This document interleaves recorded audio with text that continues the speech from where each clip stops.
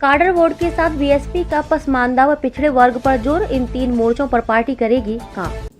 नमस्कार, आप देख रहे हैं यूपी न्यूज 24। आइए नजर डालते हैं आज की बड़ी खबर पर। सोशल इंजीनियरिंग के जरिए नए नए प्रयोग करने में माहिर बसपा लोकसभा चुनाव 2024 में अपने काडर वोट के साथ पसमानदा मुस्लिम और पिछड़ा वर्ग पर ज्यादा जोर दे रही है।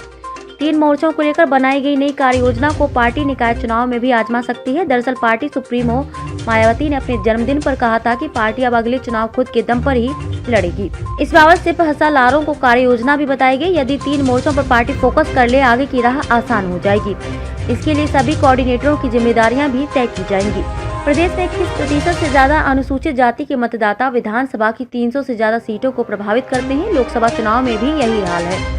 यहाँ 17 सीटें तो एससी वर्ग के लिए आरक्षित हैं। विधानसभा चुनाव में बसपा का काडर वोटर छिटका तो पार्टी मात्र 1 सीट पर सिमट गई।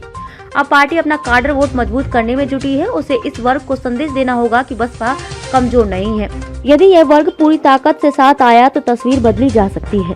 प्रदेश में 18% से ज्यादा मुस्लिम वोटर माने जाते हैं। विशेष तौर पर 11 सीटें ऐसी हैं जहां मुस्लिम निर्णायक हैं। इनमें भी 70% से ज्यादा संख्या पसमानदा मुस्लिम पिछड़ों की है। चूँकि ये पहले भी पार्टी के साथ रहे हैं, अब भाजपा की तरफ इनका रुझान होने से बसपा में खलबली है।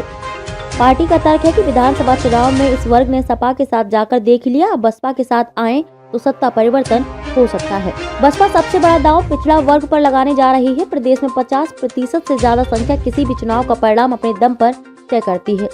वर्ष 2014 व 2019 के लोकसभा चुनाव में भी यह देखा गया कि यदि 2007 के विधानसभा चुनाव की बात करें तो बसपा ने अति पिछड़ों पर दाव लगाकर सत्ता प्राप्त की थी। इस बार सुप्रीम कोर्ट पहुंचे निकाय चुनाव में ओबीसी आरक्षण के मामले को भी बसपा भुनाना चाहती है।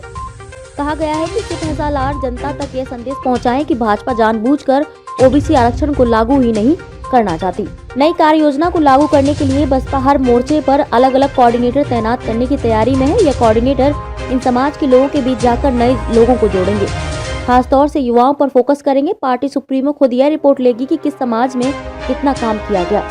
मंडल स्तर पर साप्ताहिक व मुख्यालय स्तर पर मासिक बैठक में इसकी जानकारी देनी होगी।